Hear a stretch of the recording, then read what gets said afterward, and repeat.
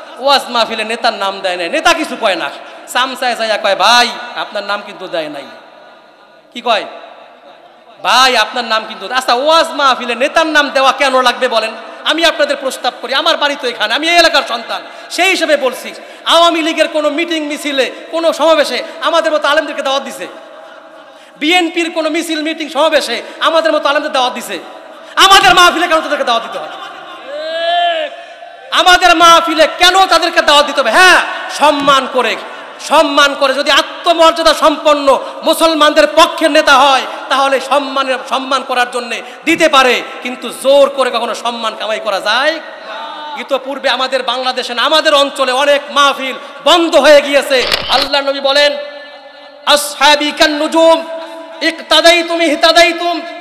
আমার সাহাবা একরাম, যাদেরকে আমি সাহাবী, আমার সাথে যারা ছিল, আমার সাথে যারা রয়েছে, সেই সাহাবীদের সম্পর্কে রাসূল বলছেন, যারা আমার সহচর, আমার পাশে থাকে, আমার কাছে থাকে, আমার কথা শুনে এক আল্লাহর উপর ঈমান এনেছে, সেই সাহাবীদের সম্পর্কে স্বয়ং মুহাম্মদুর রাসূলুল্লাহ বলছেন, আমার সাহাবা একরাম হচ্ছে আকাশের নক্ষত্রের মতো।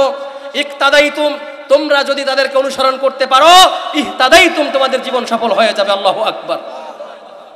যেই সাহাবীদের সম্পর্কে স্বয়ং মুহাম্মদুর রাসূলুল্লাহ দুনিয়ায় থাকা অবস্থায় 10 জন সাহাবীদের নাম ঘোষণা করেছেন যারা জান্নাতি, এমন মানুষ তৈরি করে গিয়েছেন মাত্র 23 বছরে। কয় বছরে? 23 বছরে এমন মানুষ তৈরি করে গিয়েছেন, মাত্র 23 বছর। তার মধ্য থেকে 3 বছর শিয়ারে আবি তালিবের জেলখানায় বন্দী ছিলেন। বাকি 20 বছরে যেই যুগের মানুষ ছিল জাহান্নামী মানুষ, যেই যুগের মানুষ ছিল বর্বর মূর্খ মানুষ, সেই মানুষদের পরিবর্তন করতে মাত্র 20 বছর সময় লেগেছে। দুঃখের বিষয়, আমাদের বাংলাদেশ আজকে 53 বছর অতিক্রান্ত করছে স্বাধীনতার, এখনো পর্যন্ত আমাদের বাংলাদেশের মানুষদেরকে সঠিক পথে আনার মতো ব্যবস্থা কেউ করতে পারে নাই। পারছে কি? কেউ পারেনি। কারণ রাসূলুল্লাহ ডেকেছেন একটা কিতাব দিয়ে। কিতাবের নাম কি? কিতাবের নাম হচ্ছে কোরআন। আজও যদি মানুষদেরকে এক কোরআন দিয়ে ডাকা হয়, খোদার কসম করে বলছি, এই পৃথিবী পরিবর্তন হতে সময় লাগবে। কারণ স্বয়ং আল্লাহ পাক, স্বয়ং মুহাম্মদুর রাসূলুল্লাহ বলছেন, মান ক্বালা বিহি সাদাকা। যেই ব্যক্তি কোরআন দিয়ে কথা বলে তার কথা কি? সত্য। তার কথা কি? সত্য। কোরআনে কোনো মিথ্যা আছে? কোরআন দিয়ে কথা বললে মিথ্যা বলার কোনো অবকাশ আছে? রাসূল বলছেন, ওয়ামান হাকামা বিহি আদিলা। যে ব্যক্তি কোরআন দিয়ে বিচার করবে, সে ইনসাফ প্রতিষ্ঠা করবে, ন্যায় বিচার প্রতিষ্ঠা করবে। ঠিক কিনা? আজকে পৃথিবীর খুব কম দেশ পাওয়া যায় যেখানে কোরআন দিয়ে শাসন করা হয়। আমাদের কাছে যখন কোরআনের শাসনের কথা বলা হয়, আমাদের কাছে স্বপ্নের মতো মনে হয়, আমাদের কাছে উদ্ভট মনে হয় যে কোরআন দিয়ে কিভাবে শাসন করা যায়। অথচ মুহাম্মদুর রাসূলুল্লাহ সাল্লাল্লাহু আলাইহি ওয়াসাল্লাম কোরআন দিয়ে শাসন করে গোটা বিশ্ববাসীকে দেখিয়ে দিয়েছেন, বুঝিয়ে দিয়েছেন, কোরআন দিয়ে শাসন করলে সমাজে শান্তি প্রতিষ্ঠা হয়, কোরআন দিয়ে শাসন করলে ইনসাফ প্রতিষ্ঠা হয়, কোরআন দিয়ে শাসন করলে দেশের মধ্যে শান্তি এবং ইনসাফের কায়েম হয়ে যায়। ঠিক কিনা বলেন? আল্লাহর নবী আরো বলেছেন, ওয়ামান দাআ বিহি হুদিয়া। যে ব্যক্তি কোরআন দিয়ে মানুষদেরকে ডাকবে, আল্লাহ তাআলা তাদেরকে হেদায়েত দিয়ে দিবেন। সুবহানাল্লাহ। ওয়ামান আমিলা বিহি উজরা। যে ব্যক্তি কোরআন দিয়ে আমল করবে, আল্লাহ রাব্বুল আলামিন রাসূল সাল্লাল্লাহু আলাইহি ওয়াসাল্লাম বলেছেন, যে ব্যক্তি কোরআন দিয়ে আমল করবে, আল্লাহ তাআলা তাদেরকে প্রতিদান দিবেন। সুবহানাল্লাহ। এক, কোরআন দিয়ে ডাকতে হবে। কয় কোরআন দিয়ে? বলেন না, কয় কোরআন দিয়ে? স্বাধীন বাংলাদেশ স্বাধীন হয়েছে 53 বছর। এই 53 বছরে কখনো কোনো সময় কোরআন দিয়ে দেশ শাসন কি হয়েছে? কথা বলেন, হয়েছে? হয় নাই। দেশে শান্তি বাড়ছে না কমছে? কথা বলেন, বাড়ছে না কমছে? শান্তি কমে গেছে। নতুবা স্বাধীনতার 53 বছর পরে কেন হাজার হাজার ছাত্র ভাইদেরকে রক্ত দিতে হয়েছে? যদি কোরআন দিয়ে শাসন করা না হয়, সামনে ভবিষ্যতে আরো বেশি মানুষকে স্বাধীনতার নামে রাস্তায় নামতে হবে, আন্দোলন করতে হবে। আমার আপনার সন্তানদের রক্তে রঞ্জিত হয়ে তারপরেও স্বাধীনতা আসবে। এই জন্য একটা কিতাব, কিতাবের নাম কি? কোরআন। আসুন আজকে আমরা সেই কোরআন থেকে কথা বলবো। আল্লাহ রাসূল বলছেন, কোরআন দিয়ে কথা বললে সত্য কথা বলে। কি বলে? সত্য বলে। যত সত্য সব কোরআনের মধ্যে, কোরআনের বাহিরে যা আছে অধিকাংশই মিথ্যা। আজকে পাশ্চাত্য জগৎ আমাদেরকে মিথ্যার দিকে ডাকছে। আজকে পাশ্চাত্য জগৎ আমাদেরকে মিথ্যার দিকে ডাকছে, আমাদেরকে লোভ দেখায়। গণতন্ত্রের কথা বলা হয়, আব্রাহাম লিঙ্কনের ইতিহাস আমাদেরকে শিখায়, জর্জ ওয়াশিংটন, কার্ল মার্কস, মাও জেতুন, লেনিনের ইতিহাস আমাদেরকে শিখায়, কিন্তু মুহাম্মদুর রাসূলুল্লাহর ইতিহাস আমাদেরকে শিক্ষা দেওয়া হয়, সাহাবীদের ইতিহাস আমাদেরকে শিক্ষা দেওয়া হয় না, চার ইমামের ইতিহাস আমাদেরকে শিক্ষা দেওয়া হয় না। আজকে আপনার সন্তানকে যদি জিজ্ঞেস করেন, বাবা তুমি 10 জন নবীর নাম বলো, কোনো সন্তান 10 জন নবীর নাম বলতে পারবে না।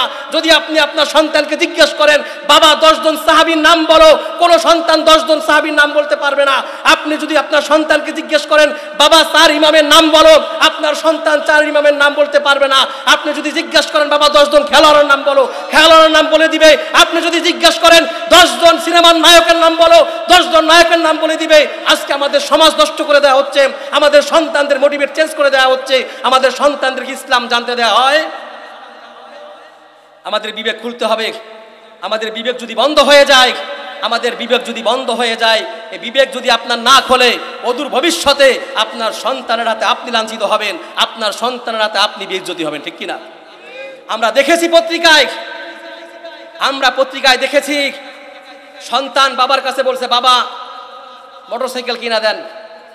বাবা বলছে, বাবা আমি যে বেতন পাই, এই বেতনে 2-1 মাসের টাকায় মোটরসাইকেল হবে না, একটু অপেক্ষা করো, 6টা মাস পরে কিনে দিব। সন্তান বাবাকে বলছে, আমি সন্তান হয়েছি, আমি আপনার কাছে মোটরসাইকেল চেয়েছি। যেই বাবা সন্তানকে চাওয়ার সাথে সাথে মোটরসাইকেল কিনে দিতে পারে না, সেই বাবার বেঁচে থাকার কোনো অধিকার। এই কথা বলে বাবার গায়ে আগুন ধরায় দিয়েছে আমাদের ফরিদপুরে। ইতিহাস আছে না নাই? পত্রিকা খুললে দেখবেন এরকম ইতিহাস, এরকম ঘটনা বারবার ঘটছে আমাদের সমাজে। এই জন্য বলছি, আমাদের যাদের সন্তান আছে, আমাদের যাদের ভাই আছে, আমরা আমাদের সন্তানদেরকে সর্বপ্রথম ইসলাম শিক্ষা দিব। অন্তত পক্ষে নুরানি মাদ্রাসায় পড়াইয়া আপনার সন্তানের ভিত্তিটা মজবুত করে দেন। আপনার সন্তান যখন নবীর ইতিহাস পড়বে, যখন আপনার সন্তান সাহাবীদের ইতিহাস পড়বে, তখন আপনার সন্তান বড় হওয়ার পরে সে নাস্তিক মুরতাদ হবে। আল্লাহ তাআলা আমাদের সন্তানদেরকে সঠিক পথে পরিচালিত করার তৌফিক দান করুন, সকলে বলুন আমিন। সম্মানিত মুসল্লিয়ানে কেরাম, সম্মানিত হাজিরিন, আমি আজকে যে বিষয়টি নিয়ে আলোচনা করব, বিষয়টি হচ্ছে আমাদের প্রত্যেকটা মুহূর্তের জন্য, শুধু একদিন বা 1 বছর 1 মাসের জন্য না, বরং প্রতিটা মুহূর্তে আমাদের জরুরি। বিষয়টি হচ্ছে ঈমান কিভাবে আনব এবং ঈমানের পথে কিভাবে অবিচল থাকব। ঈমান মানুষের প্রত্যেকটা মুহূর্তে জরুরি। আপনি কি 1 সেকেন্ডের জন্য ঈমান ছাড়তে পারবেন? কথা বলে না, পারবেন? দিনের মধ্যে নামাজ 5 ওয়াক্ত ফরজ, 5 বেলা, কিন্তু ঈমান আপনার প্রত্যেক সেকেন্ডে সেকেন্ডে ফরজ। আপনি যদি বলেন আমি 1 সেকেন্ড ঈমান রাখবো না, সেটা কি পারবেন? বিষয়টা গুরুত্বপূর্ণ। এবং কি কাজ করলে আমাদের ঈমান চলে যাবে, কি কাজ করলে আমাদের ঈমান, আমাদের ভিতরে ইস্তেকামাত অবিচল থাকবে, এই বিষয়টি নিয়েই আলোচনা করব। এই আয়াতের সাথে বিভিন্ন হাদিসের মাধ্যমে, বিভিন্ন ঘটনাবলীর মাধ্যমে আপনাদেরকে বোঝানোর চেষ্টা করব ইনশাআল্লাহ। আল্লাহ রাব্বুল আলামিন কোরআন কারীমের ইরশাদ করেছেন, ইন্নাল্লাযীনা ক্বালু রাব্বুনাল্লাহ, নিশ্চয়ই যারা বলবে আল্লাহ আমাদের রব, আমাদের রবকে, আরো চিৎকার দিয়ে বলেন আমাদের রবকে। আল্লাহ বলছেন, ইন্নাল্লাযীনা ক্বালু রাব্বুনাল্লাহ, নিশ্চয়ই যারা বলবে আল্লাহ আমাদের রব, সুম্মাস্তাকামু, আল্লাহ বলছেন অতঃপরে কথার উপর অবিচল থাকবে, তাতানাজ্জালু আলাইহিমুল মালাইকা, ওই ব্যক্তি যখন মারা যাবে, মারা যাওয়ার সঙ্গে সঙ্গে তাকে যখন দাফন করা হবে, দাফন করার পরে আল্লাহ পাক রব্বুল আলামিন বলেন, আমি ওই বান্দার কবরের মধ্যে একদল ফেরেশতাকে অবতরণ করব। ওই ফেরেশতা এসে ওই ব্যক্তিকে বলবে, লা তাখাফু ওয়া লা তাহজানু, কোনো ভয় নাই, কোনো দুশ্চিন্তার কারণ নাই, কোনো টেনশন নাই। ও আবশিরু বিল জান্নাহ, আল্লাহ বলবেন, হে আমার ফেরেশতারা, আমার এই বান্দাকে জান্নাতের সুসংবাদ দিয়া দাও। সুবহানাল্লাহ। আল্লাতী কুনতুম তুআদুন, যেই জান্নাতের ওয়াদা আমি আল্লাহ আমার বান্দার সাথে করেছিলাম। এই হচ্ছে আয়াতের মূল অর্থ। আল্লাহ পাক বলছেন, যারা এক আল্লাহর উপরে ঈমান আনবে, এক আল্লাহকে আল্লাহ বলে ডাকবে। যারা বলবে আল্লাহ আমাদের রব, এই কথা বলার পরে শেষ করে দেন নাই, আবার আল্লাহ বলছেন সুম্মাস্তাকামু, এই কথা বলেই শেষ করা যাবে না, বরং এই কথার উপর বিচল থাকতে হবে। কোন পর্যন্ত? মৃত্যুর আগ পর্যন্ত। কোন পর্যন্ত? মৃত্যুর আগ পর্যন্ত। যেই ব্যক্তি আল্লাহকে রব বলে স্বীকার করবে, ওই পর্যন্ত রব বলে স্বীকার করবে। ওই ব্যক্তি মারা যাওয়ার সঙ্গে সঙ্গে যখন তাকে দাফন করা হবে, একদল ফেরেশতা এসে তাকে সান্ত্বনা দিয়া বলবে লা তাখাফু ওয়া লা তাহজানু, কোনো ভয় নাই, কোনো দুশ্চিন্তার কারণ নাই, কোনো টেনশন নাই। ওয়া আবশিরু বিল জান্নাহ, আল্লাহ তাআলা ফেরেশতাদেরকে বলবেন, হো আমার ফেরেশতারা, আমার বান্দাকে জান্নাতের সুসংবাদ দিয়ে দাও, যেই জান্নাতের ওয়াদা আমি আল্লাহ বান্দার সাথে করেছি। সুবহানাল্লাহ। আল্লাহ আমাদের সাথে জান্নাতের ওয়াদা করেছেন। করছেন কি করেন নাই? বলেন না, করছেন কি না? করছেন। কি করছেন? আল্লাহ পাক রব্বুল আলামিন সূরা তাওবার মধ্যে বলেছেন, 111 নম্বর আয়াত, ইন্নাল্লাহা আশতারা মিনাল মুমিনিনা আনফুসাহুম ওয়া আমওয়ালাহুম বিআন্না লাহুমুল জান্নাহ। আল্লাহু আকবার। আল্লাহ বলছেন ইন্নাল্লাহা আশতারা মিনাল মুমিনিনা আনফুসাহুম ওয়া আমওয়ালাহুম, নিশ্চয়ই আমি আল্লাহ আমার বান্দার জান এবং মালকে কিনে নিয়েছি। বিআন্না লাহুমুল জান্নাহ, জান্নাতের বিনিময়। কিসের বিনিময়? ভালো করে খেয়াল করেন, কিসের বিনিময়? জান্নাতের বিনিময়। আল্লাহ বলছেন ইশতারা, একটি শব্দ ব্যবহার করেছেন, যেই শব্দটি হচ্ছে অতীতকালীন শব্দ, মাজির শব্দ।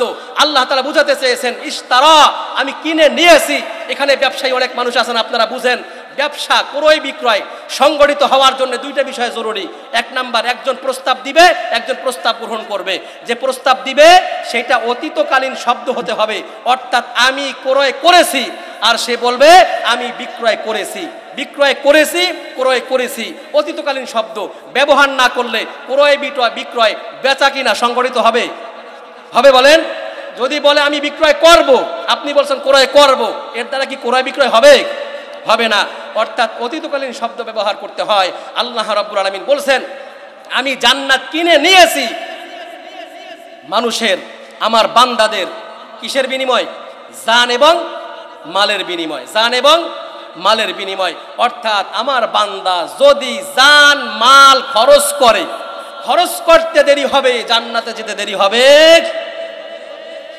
সম্মানিত মুসল্লিয়ান ইকরাম, এই আয়াতের ব্যাখ্যা একটু পরে করব। আমি যেহেতু একটা বিষয় নিয়ে আলোচনা করতেছি, বিষয় শেষ পর্যন্ত মনোযোগ সহকারে শুনলে আপনারা উপকৃত হতে পারবেন, লাভবান হতে পারবেন, আশা করছি ইনশাআল্লাহ। আমি আপনাদেরকে এই আয়াত বুঝানোর জন্যে একটি হাদিস আপনাদের সামনে উপস্থাপনা করব। একটা হাদিস শুধুমাত্র। হাদিসটি সহিহ মুসলিম শরীফের প্রথম হাদিস এবং হাদিসটি মিশকাত শরীফেরও প্রথম হাদিস। হাদিসটি যারা মাদ্রাসায় লেখাপড়া করেছে তারা খুব ভালো করেই বুঝবে। হাদিসটির নাম হচ্ছে হাদিসে জিবরিল। হাদিসের নাম কি? সকলে বলেন, হাদিসের নাম কি? হাদিসে জিবরিল। একদিন মুহাম্মদুর রাসূলুল্লাহ সাল্লাল্লাহু আলাইহি ওয়াসাল্লাম বসে আছেন। তার পাশে আবু বকর, ওমর, ওসমান, আলী, আব্দুর রহমান ইবনে আউফ, আবু তালহা, এরকম বিশিষ্ট সাহাবা ইকরাম রাসূলের পাশে বসা। হঠাৎ করে একজন ব্যক্তি সেখানে প্রবেশ করলেন। যাতা ইয়াউমিন ইদ তালা আলাইনা রাজুলান শাদীদু বায়াদুস সিয়াবি। হাদিসটি বর্ণনা করেছেন ওমর ইবনুল খাত্তাব রাদিয়াল্লাহু তাআলা আনহু। তিনি বলেন একজন আগন্তুক ব্যক্তি আসলেন, যার গায়ের পোশাক ছিল সাদা ধবধবে, মাথার চুলগুলো ছিল এলোমেলো। এসে রাসূলুল্লাহ সাল্লাল্লাহু আলাইহি ওয়াসাল্লামের সামনে বসলেন অটোশট হয়ে, হাঁটু গেড়ে।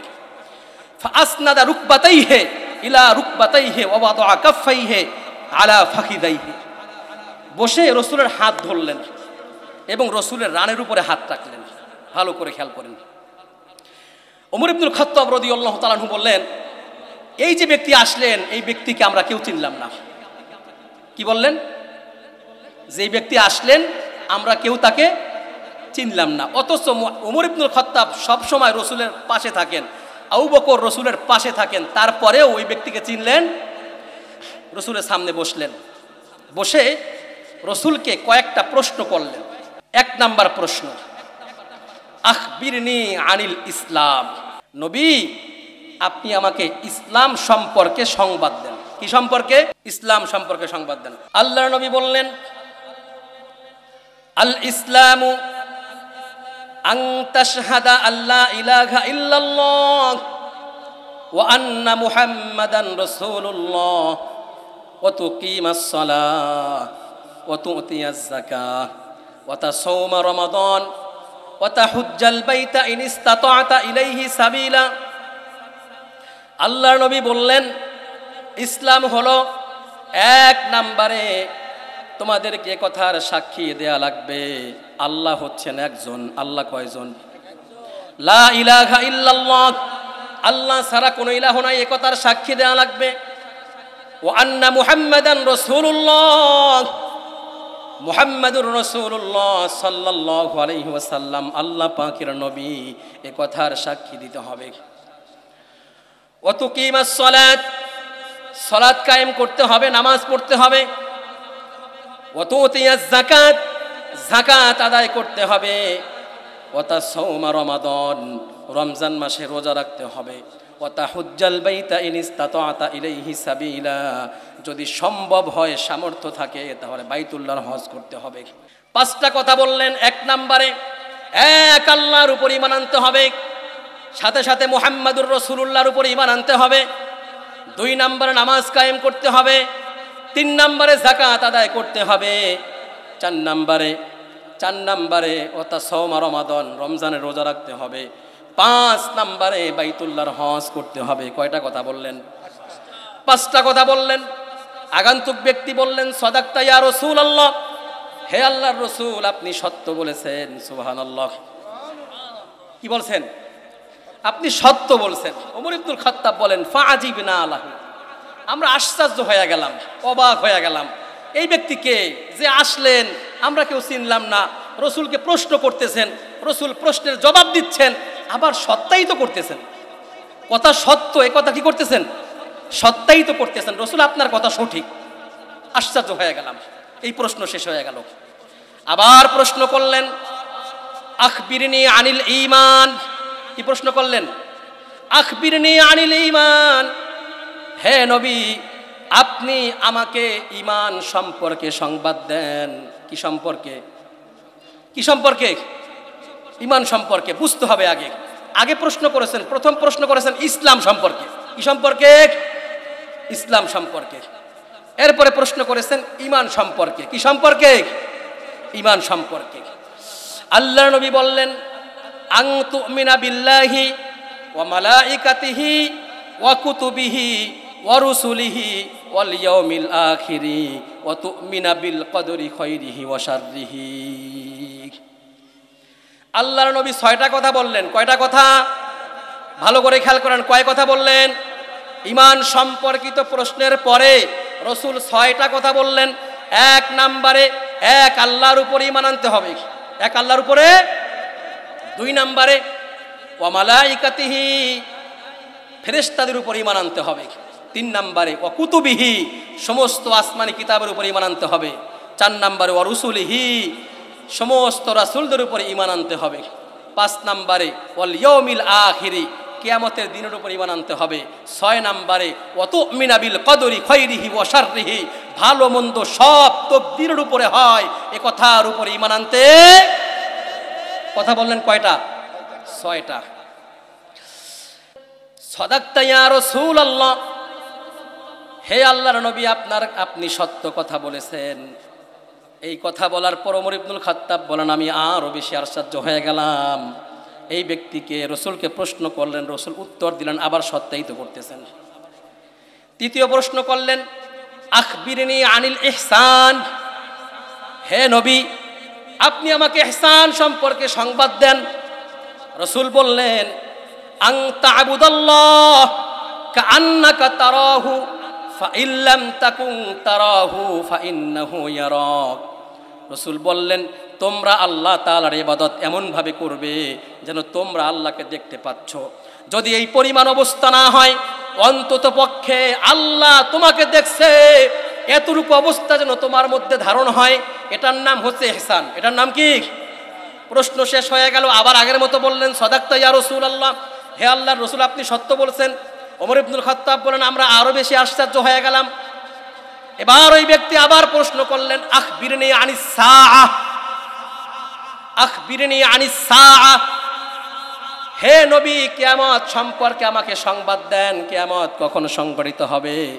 রাসূল বললেন মাল মাসউলু আনহা বিআলামা মিনাস সাইল। সুবহানাল্লাহ কন্যা। এই ব্যাপারে যিনি প্রশ্ন করছেন, যার কাছে প্রশ্ন করছেন তার থেকে বেশি জানেন না। অর্থাৎ এই ব্যাপারে যিনি প্রশ্ন করছেন তার থেকে যাকে প্রশ্ন করা হয়েছে সে বেশি ভালো জানে। আল্লাহু আলাম, আল্লাহই ভালো জানেন। প্রশ্ন হচ্ছে কিয়ামত কখন সংঘটিত হবে। এই প্রশ্ন যখন করলেন, ওই রাসূল যখন জবাব দিলেন মাল মাসউলু আনহা বিআলামা মিনাস সাইল, প্রশ্নকারীর থেকে প্রশ্ন যাকে করা হয়েছে তিনি বেশি ভালো জানেন না, সাথে সাথেই ওমর ইবনুল খাত্তাব বেশি আশ্চর্য হয়ে গেলেন। এই ব্যক্তি কে, কোত্থেকে এলো? রাসূলকে প্রশ্ন করলেন, রাসূল জানেন না অথচ তার থেকে তিনি ভালো জানেন। এই ব্যক্তি সম্পর্কে আমাদের জানতে মনে চায়। প্রশ্ন করলেন কয়টা? বলেন না কয়টা? চারটা। কয়টা? চারটা। এক হাদিস, এই হাদিসের মধ্যেই চারটা প্রশ্ন করলেন। সামনে অনেক কথা আছে, ওটা আমাদের উদ্দেশ্য নয়। এই প্রশ্নের প্রথম দুইটা বিষয় আমাদের উদ্দেশ্য। একটা হচ্ছে ইসলাম কাকে বলে, 2 নাম্বার ঈমান কাকে বলে। আজকে আমরা যারা এখানে এসেছি আমরা সকলেই মুসলিম মুমিন, ঠিক কি না? এখানে কেউ অন্য ধর্মের কেউ আসে নাই, মুসলিম মুমিন। আচ্ছা আমি যদি আপনাদেরকে প্রশ্ন করি ইসলাম কাকে বলে, বলতে পারবেন আপনারা? এই যে আত্মসমর্পণ। রাসূলকে যখন প্রশ্ন করছেন ইসলাম কাকে বলে, রাসূলকে আত্মসমর্পণ বলছে? কি বলেন? বলছে? 5টা কথা বলছে। কয়টা কথা? 5টা কথা। এই জন্য আমাদের ওয়াজ মাহফিল থেকে জানতে হবে, বুঝতে হবে। আজকাল ওয়াজ মাহফিল হয় রাত 12টা পর্যন্ত, শ্রোতা কি বলে বক্তা কি বলে কেউ জানি না, বুঝি না। আমাদেরকে জানতে হবে কিছু। রাসূল ইসলাম সম্পর্কিত প্রশ্ন করার পরে 5টা কথা বলছেন। কয়টা কথা? এই কথা কি আমার না হাদিসের? হাদিসের নাম্বার বলে দিয়েছি, আপনারা যাচাই করে বাছাই করে দেখবেন। রাসূল 5টা কথা বলছেন। ঈমান সম্পর্কিত প্রশ্ন করার পরে রাসূল 6টা কথা বলছেন। কয়টা? 6টা। এবার বলেন তো ইসলাম আর ঈমান দুইটা বিষয় কি এক না ভিন্ন? যদি এক হতো প্রশ্ন হতো একটা। কয়টা? একটা। যদি এক হতো প্রশ্নের উত্তর সমান হতো, 5টা হতো। যেহেতু এক নয়, কঠিন কথা আমি আপনাদেরকে সহজ করে বোঝানোর চেষ্টা করছি। যেহেতু এক নয় এই জন্য রাসূলকে 2টা প্রশ্ন করছে, ভিন্ন ভিন্ন প্রশ্ন করেছেন এবং রাসূল ভিন্ন ভিন্ন জবাব দিয়েছেন। সুবহানাল্লাহ কন্যা। এই 2টা বিষয় যদি পার্থক্য করতে পারেন আপনি আজকের পর থেকে কখনো ঈমান হারাবেন না। এই 2টা বিষয় যদি পার্থক্য করতে না পারেন কথায় কথায় ঈমান নষ্ট হয়ে যাবে। ইসলাম কাকে বলে আগে আমরা জানি। ইসলাম কাকে বলে? বলেন ইসলাম হচ্ছে আমলের নাম। সকলেই বলেন ইসলাম হচ্ছে আমলের নাম, ঈমান হচ্ছে বিশ্বাসের নাম। কথা কি বুঝাইতে পারছি? বাংলা একেবারে সহজ বাংলা বুঝাচ্ছি আমি আপনাদেরকে। ইসলাম হচ্ছে আমলের নাম, ঈমান হচ্ছে বিশ্বাসের নাম। দেখেন রাসূল কি জবাব দিয়েছেন। 1 নম্বরে বলছেন ইসলাম সম্পর্কে আমাকে সংবাদ দেন। রাসূল বলছেন আল ইসলামু আন তাশহাদা আল্লা ইলাহা ইল্লাল্লাহ ওয়া আন্না মুহাম্মাদার রাসূলুল্লাহ। 1 নম্বরে হচ্ছে এক আল্লাহর উপরে ঈমান আনতে হবে, রাসূলের উপরে ঈমান আনতে হবে। এটা তো লাগবেই, মাস্ট বি লাগবে। ঈমান ছাড়া, আল্লাহ রাসূলের উপরে ঈমান আনা ছাড়া ঈমানদার হতে পারবে? পারবেন। 1 নাম্বার। 2 নাম্বার অতুকিমাস সালাত, নামাজ কায়েম করা। কি কায়েম করা? বলেন না সকলে, কি পড়া? নামাজ কায়েম করা। আচ্ছা বলেন নামাজ পড়া এটা কি কাজ না বিশ্বাস? নামাজ পড়া এটা কি কাজ না বিশ্বাস? আমল। আমল, কাজ। কাজ আরবিতে বলা হয় আমালুন, মানে কাজ। নামাজ পড়া এটা কাজ না, মানে আমল। মানে কি? নামাজ পড়া এটা আমল। এটা কি? আমল। অত কিমাস সালাত, অত ইয়াজ যাকাত, যাকাত আদায় করা এটা কাজ না বিশ্বাস? কাজ। কাজ না বিশ্বাস? কাজ মানে আমল। 3 নাম্বার ওয়াতা সাওমা রমাদান, রমজানের রোজা রাখা এটা কি আমল না বিশ্বাস? আমল। কাজ না, এটা বিশ্বাস। ওয়াতা হুজ্জাল বাইতা ইন ইসতাতাআতা ইলাইহি সাবিলা, সামর্থ্য থাকলে হজ করা, এটা কি আমল না বিশ্বাস? আমল। তার মানে যখন ইসলাম সম্পর্কে রসুলকে প্রশ্ন করেছেন, রসুল যে জবাব দিয়েছেন প্রত্যেকটা কথা আমলের সাথে সম্পর্ক, কাজের সাথে সম্পর্ক, ঠিক কি না? এবার দেখেন ঈমান সম্পর্কে প্রশ্ন করার পরে রসুল কি জবাব দিয়েছেন? এক নম্বরে আং তুমিনা বিল্লাহ, এক আল্লাহর উপরে ঈমান আনা। এটা কি আমল না বিশ্বাস? বলেন না, আমল না বিশ্বাস? ওয়া কুতুবিহি, সমস্ত আসমানি কিতাবের উপরে ঈমান আনা, এটা কি আমল না বিশ্বাস? ওয়া মালাইকাতিহি, সমস্ত ফেরেশতাদের উপর ঈমান আনা, আমল না বিশ্বাস? ওয়া রুসুলিহি, সমস্ত রসুলের উপর ঈমান আনা, আমল না বিশ্বাস? ওয়াল ইয়াউমিল আখিরি, কিয়ামত দিবসের উপর ঈমান আনা, আমল না বিশ্বাস? ওয়াল কদরি খাইরিহি ওয়া শাররিহি, ভালো মন্দ সব তকদিরের উপরে হয়, এ কথা কি আমল না বিশ্বাস? বিশ্বাস। পার্থক্যটা বুঝলেন? আবার বলেন ইসলাম হচ্ছে আমলের নাম। আরে সকলে বলেন না, ইসলাম কিসের নাম? আমলের নাম। ঈমান হচ্ছে বিশ্বাসের নাম। ঈমান কিসের নাম? বিশ্বাসের নাম।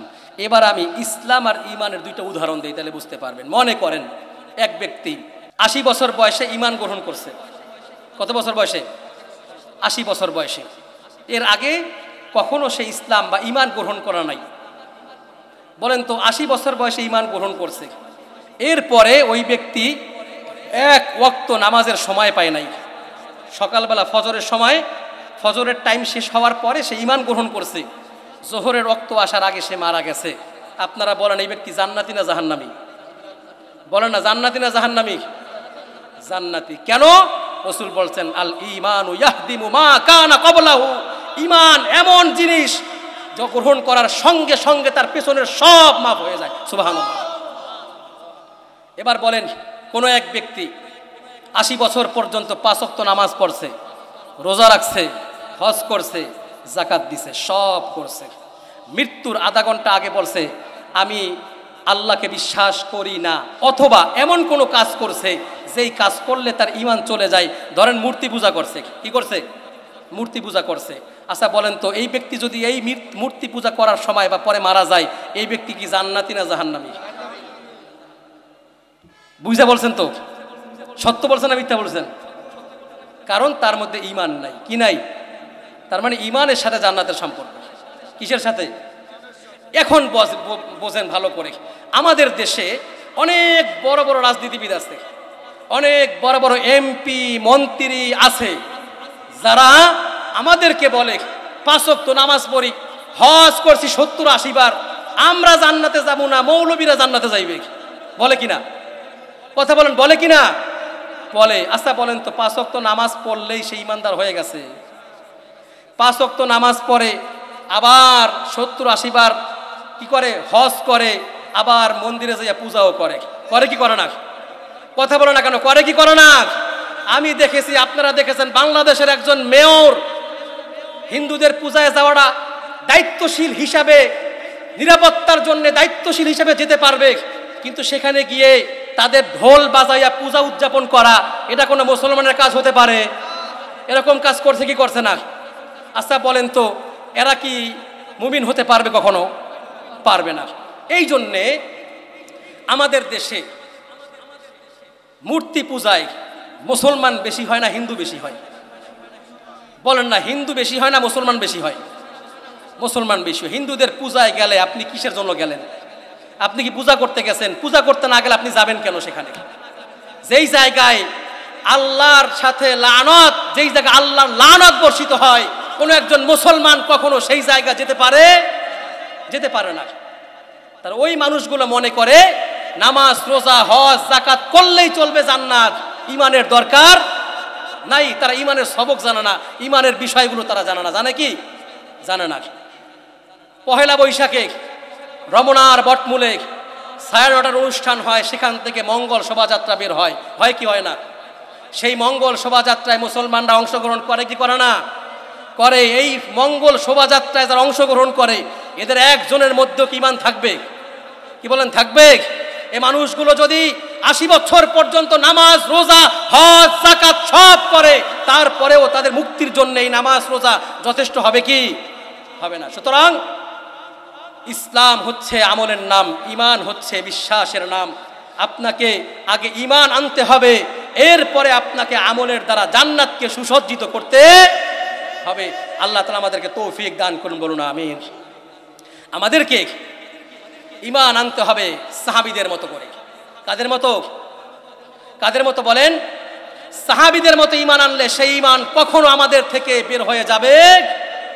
সাহাবায়ে কেরাম সম্পর্কে আল্লাহ পাক বলছে, আমিনু কামা আমানান নাস, তোমরা ঈমান আনো তাদের মতো, অর্থাৎ সাহাবাদের মতো। কাদের মতো? সাহাবীদের মতো। সাহাবায়ে কেরাম ঈমানের পথে কি পরিমাণ অবিচল ছিলেন, আমি আপনাদেরকে সামান্য একটা ঘটনা সহিহ হাদিস থেকে, ইতিহাসের সঠিক কিতাব থেকে আমি আপনাদেরকে শোনাচ্ছি, ভালো করে মজবুত করে শুনেন। আল্লাহ নবীর একজন সাহাবী, নাম হচ্ছে খুবাইব রাদিয়াল্লাহু তাআলা আনহু। নাম কি বলেন না? খুবাইব রাদিয়াল্লাহু আনহু। আপনাদের সন্তানদেরকে এই সাহাবীদের, বিশেষ সাহাবীদের, বড় বড় সাহাবীদের নাম মুখস্থ করাবেন। অন্ততপক্ষে 20 জন সাহাবীর নাম মুখস্থ করাবেন। করাবেন তো ইনশাআল্লাহ? দেখি কে কে করাবে। নারায়ে তাকবীর। এগুলো আমাদের ঈমানের সাথে সম্পর্ক। নাম হচ্ছে খুবাইব রাদিয়াল্লাহু তাআলা আনহু। উনি যখন ইসলাম গ্রহণ করলেন, ঈমান গ্রহণ করলেন, ওনার মালিক, উনি ছিলেন একজন গোলাম। ওনার মালিক ওনাকে বললেন, তুমি ঈমান ছেড়ে দাও, নতুবা তোমার উপরে অত্যাচার করা হবে, তোমাকে শাস্তি দেয়া হবে। খুবাইব বললেন, আমি যে ঈমান গ্রহণ করেছি, ঈমান আমি ছাড়বো না। কুরাইশ কাফেররা সকলে একত্রিত হয়ে গেল, আমাকে মরুভূমির মধ্যে নিয়ে গেল। মরুভূমিতে নিয়ে এক পাশ থেকে টেনে হেসড়ে অন্য পাশে নিয়ে যেতেন। উত্তপ্ত বালুর মধ্যে, যেই বালু আগুনের মতো গরম হয়ে থাকে, মরুভূমি দেশে আপনারা যারা গেছেন তারা বুঝেন।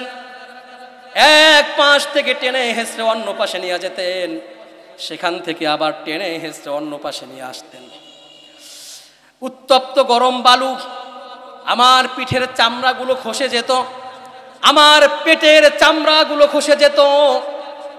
আমাকে বলা হতো, খবরদার যদি ঈমান না ছাড়ো, তোমার এই কঠিন আযাব সামনে আরো বেশি দেয়া হবে, তাড়াতাড়ি ঈমান ছেড়ে দাও। খুবাইব বললেন, আমি ঈমান ছাড়বো না। কুরাইশ কাফেররা এবার একটা সিদ্ধান্ত নিল।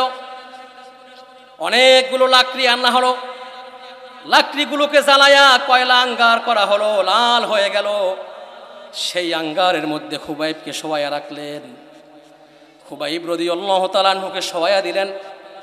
খুবাইব বলেন, আমার পিঠের চামড়াগুলো পুড়ে গেল, আমার গোশতগুলো পুড়ে গেল, আমার গায়ের যত রক্ত ছিল রক্তগুলো ঝরে গেল, আমার পিঠের চামড়া, গোশত এবং রক্ত একত্রিত হয়ে গোটা কয়লাগুলো নিভে গেল। এরপরে আমাকে বলা হলো, এখনো সময় আছে, ঈমানটা ছেড়ে দাও। খুবাইব বললেন, আমি ঈমান ছাড়বো না।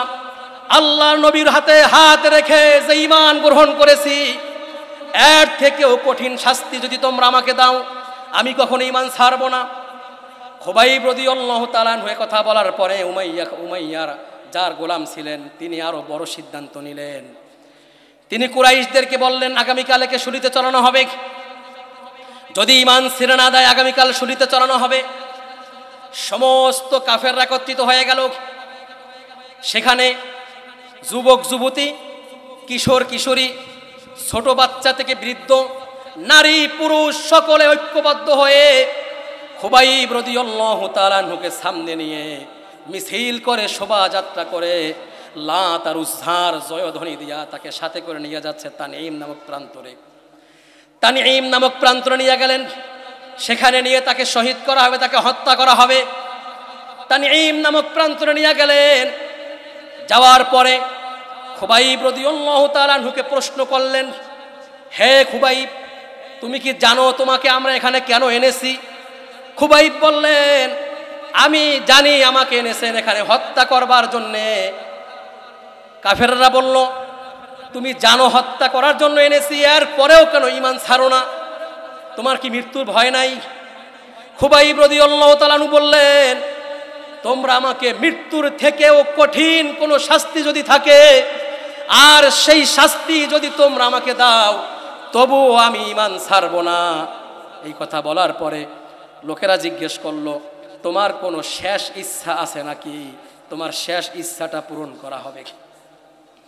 খুবাইব রাদিয়াল্লাহু তাআলা আনহু বললেন, আমার একটা ইচ্ছা আছে। কি ইচ্ছা? বলছে, আমার 2 রাকাত নামাজ পড়ার ইচ্ছা। খুবাইব রাদিয়াল্লাহু তাআলা আনহুকে নামাজের সুযোগ দেয়া হলো। নামাজে দাঁড়িয়ে গেলেন, নামাজ শুরু করলেন। যখন কিরাত শুরু করবেন সূরা ফাতিহা পড়লেন। কিরাত যখন শুরু করবেন ছোট ছোট কিরাত দিয়ে নামাজ পড়লেন, ছোট ছোট সূরা দিয়ে নামাজ পড়লেন।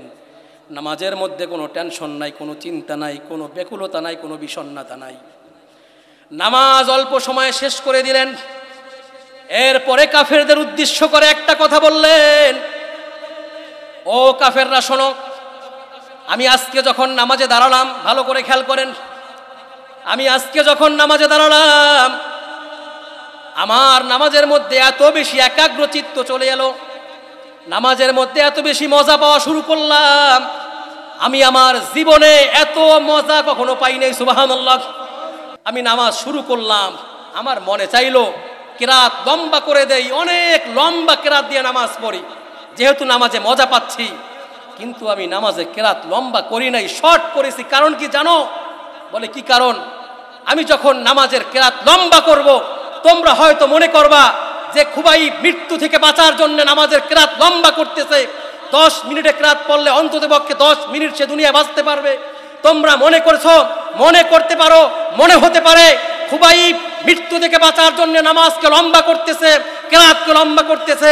এই ধারণা তোমার মধ্যে যেন তৈরি না হয়, তোমরা যেন এই ধারণা করতে না পারো, এই জন্য নামাজকে সংক্ষিপ্ত করেছে। সুবহানাল্লাহ।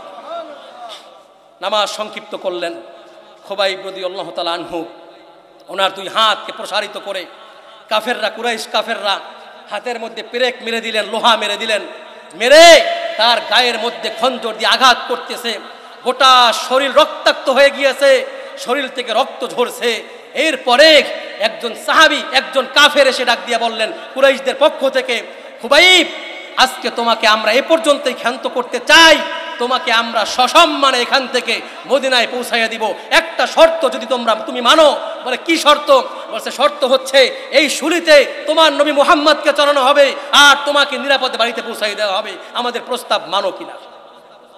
খুবাইব বললেন, এটা তো অনেক পরের প্রস্তাব, অনেক পরের বিষয়।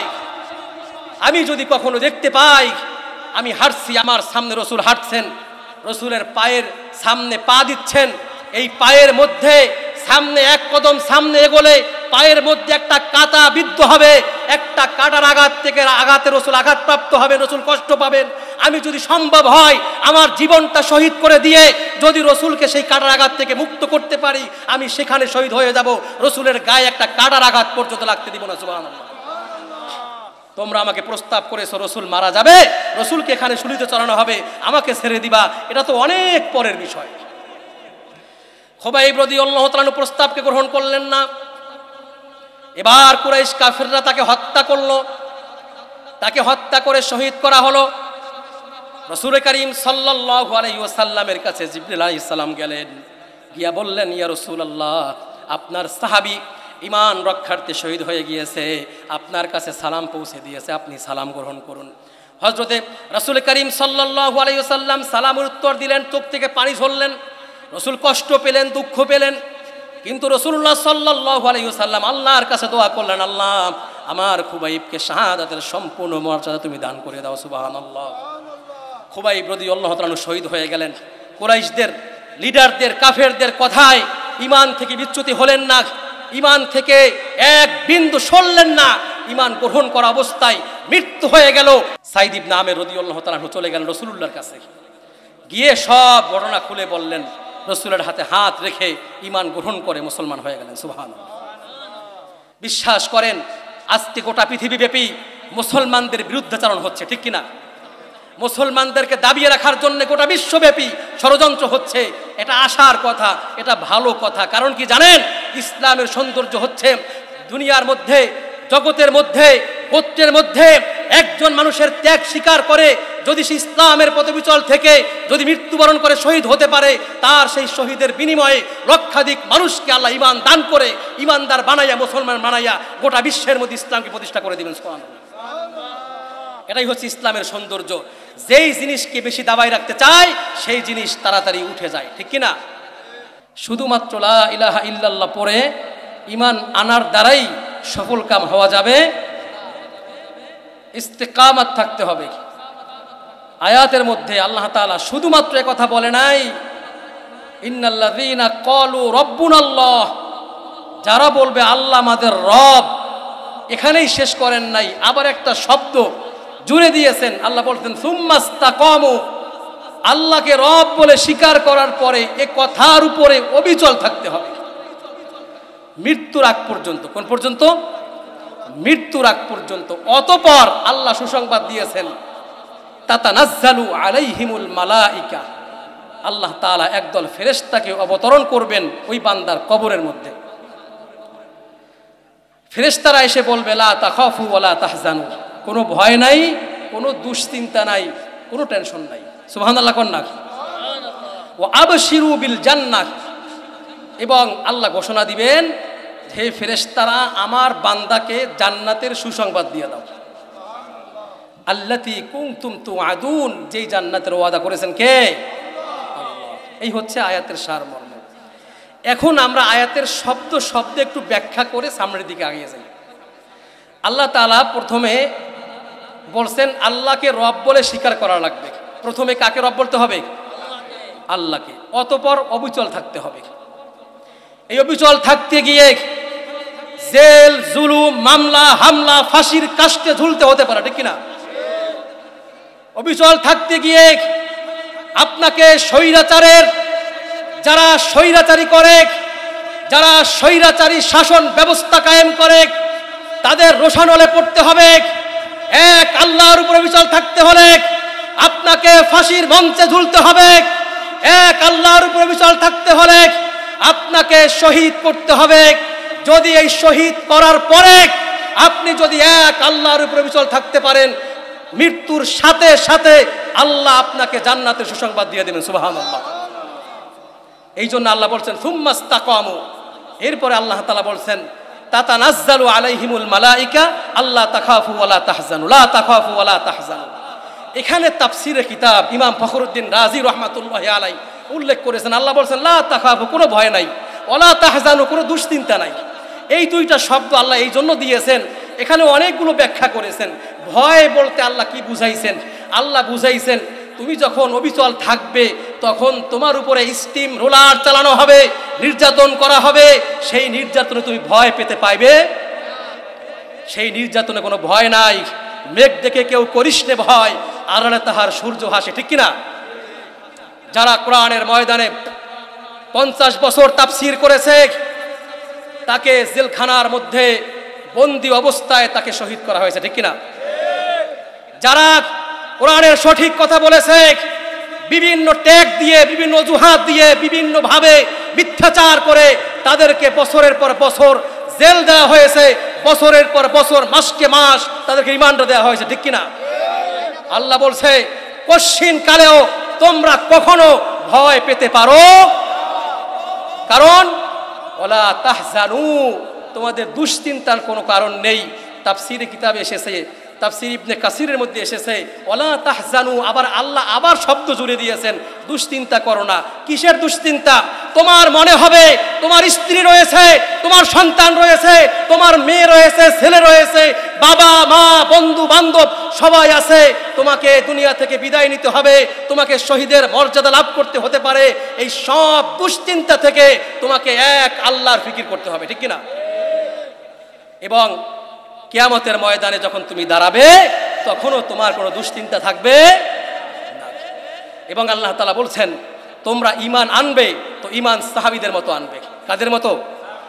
আমিনু কামা আমানান নাস, তোমরা ঈমান আনবে সাহাবীদের মতো, যেভাবে সাহাবা একরাম ঈমান গ্রহণ করার পরে মৃত্যুর আগ পর্যন্ত তারা অবিচল আস্থা বিশ্বাস নিয়ে রাসূলের হাতে হাত রেখে শহীদ হয়ে গিয়েছেন, কিন্তু কখনো বাতিলের সামনে মাথা নত করে। কি পরিমাণ অত্যাচার সহ্য করেছে।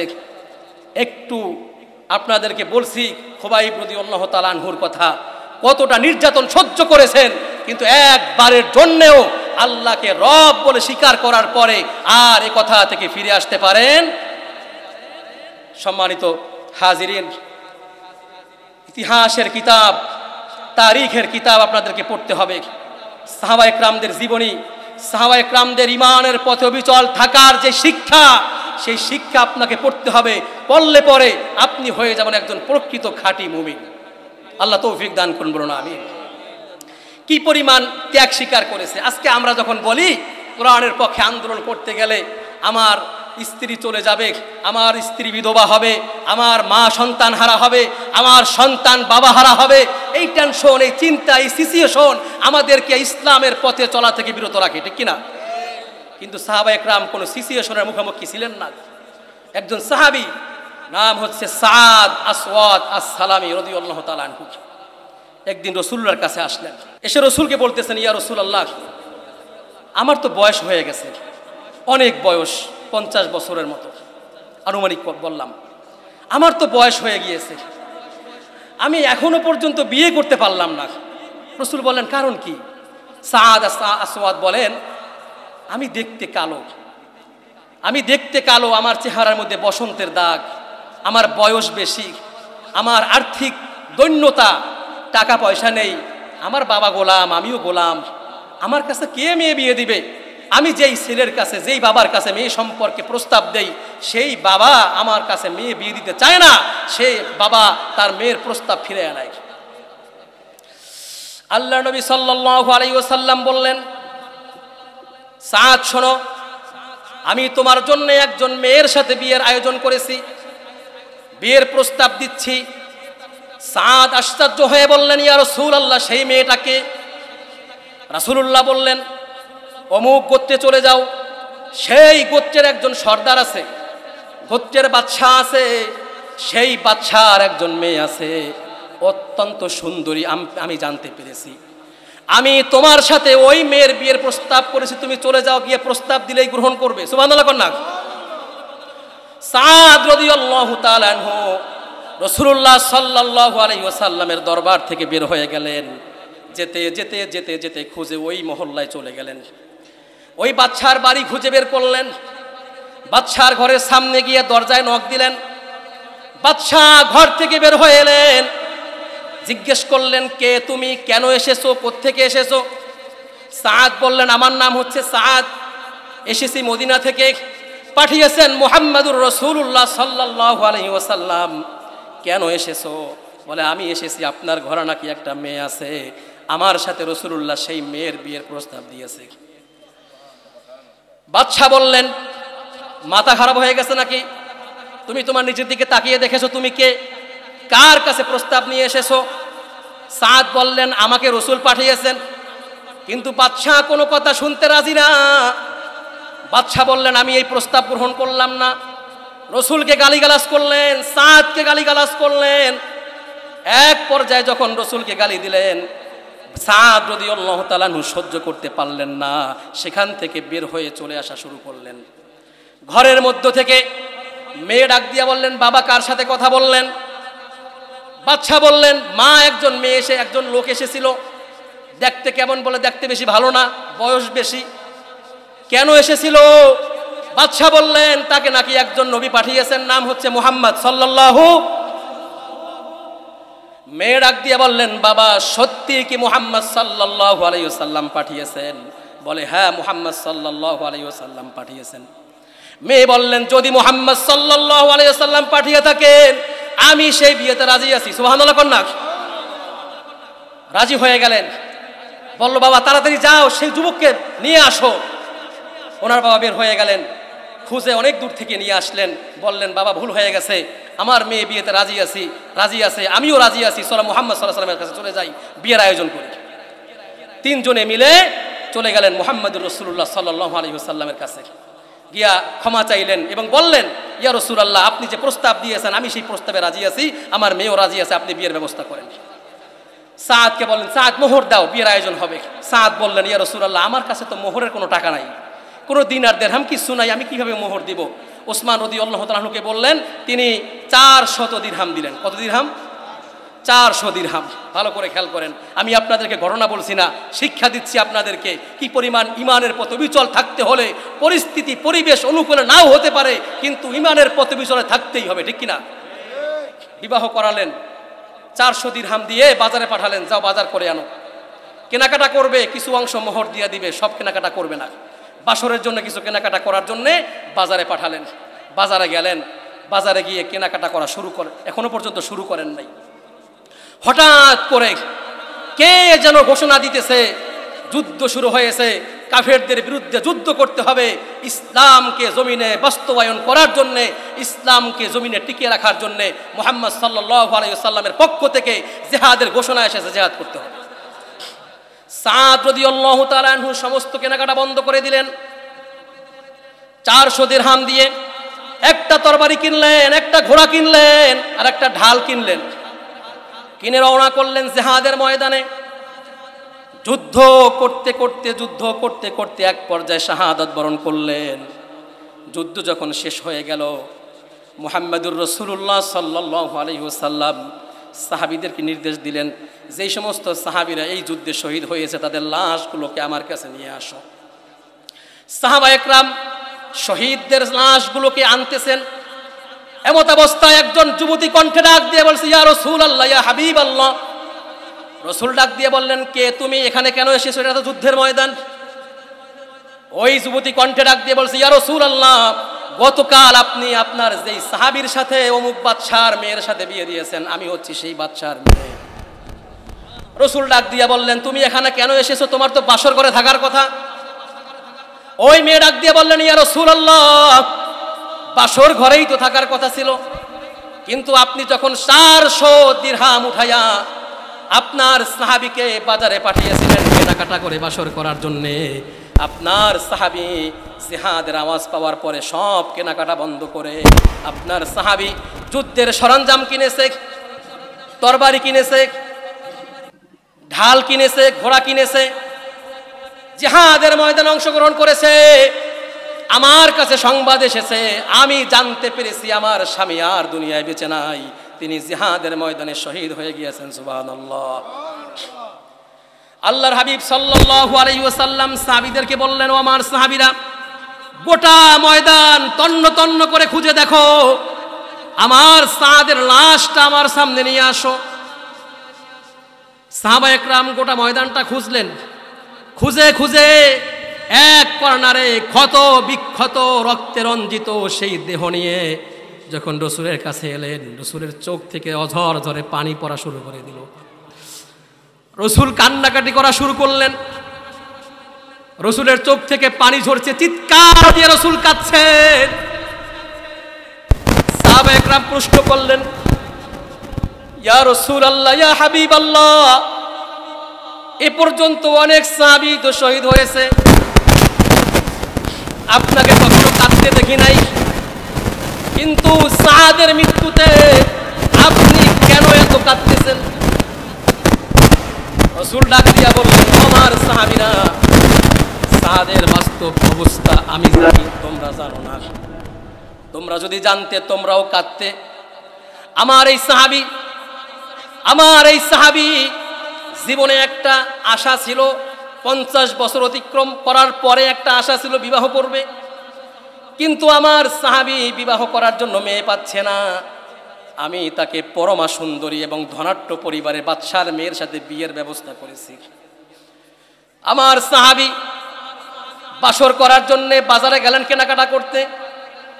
আল্লাহ আমাকে এমন সাহাবী দিয়েছেন, যেই সাহাবী নিজের জৈবিক চাহিদা পূরণ করার থেকে আল্লাহর জমিনে আল্লাহর দ্বীন কায়েম করাকে বেছে নিয়েছে, ঠিক কিনা? কায়েম করাকে বেছে নিয়েছে। আমার সাহাবী জীবনের মায়া ত্যাগ করে, স্ত্রীর মায়া ত্যাগ করে, ভালোবাসা সব বিষণ্ণ দিয়ে আমার সাহাবী যুদ্ধের ময়দানে জিহাদ করতে করতে শহীদ হয়ে গেছে। এই জন্য আমি কাঁদতেছি। রাসূল সাল্লাল্লাহু আলাইহি ওয়াসাল্লাম বারবার সাদের দিকে তাকান, চোখ থেকে পানি পড়ে, চোখের পানি দাড়ি মুবারক ভিজে জমিনে টকবক করে পড়তেছে। রাসূল অত্যাধিক কান্নাকাটি করেছেন। হঠাৎ করে রাসূল উপরের দিকে তাকালেন। উপরের দিকে তাকিয়ে রসুলের চেহারা উজ্জ্বল হয়ে গেল। রসুল হেসে দিলেন। সাহাবায়ে কেরাম জিজ্ঞেস করলেন, ইয়া রাসূলুল্লাহ, এইমাত্র কাঁদলেন, আবার কেন হেসে দিলেন? রাসূলুল্লাহ বললেন, ও আমার সাহাবীরা, আমি হেসেছি এই জন্যে, আমি যখন উপরের দিকে তাকালাম আমি দেখলাম জান্নাতের হুরেরা আমার সাদকে নিয়ে টানা হেসরা করতেছে। সুবহানাল্লাহ। কে কার কাছে নিয়ে যাবে এই জন্য টানা হেসরা করতেছে। এই দৃশ্য দেখে হঠাৎ করে বাতাসে একজন হুরের গায়ের থেকে পোশাকটা সরে গেল, আমি লজ্জিত হয়ে গেলাম, এই জন্য নিচের দিকে তাকিয়ে আমি হেসে দিয়েছি। সুবহানাল্লাহ।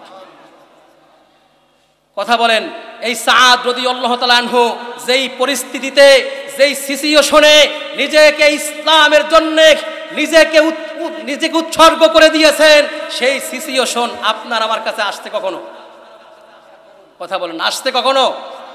আমার স্ত্রী বাসর ঘরে রেখে আমরা কি যুদ্ধের ময়দানে গিয়েছি?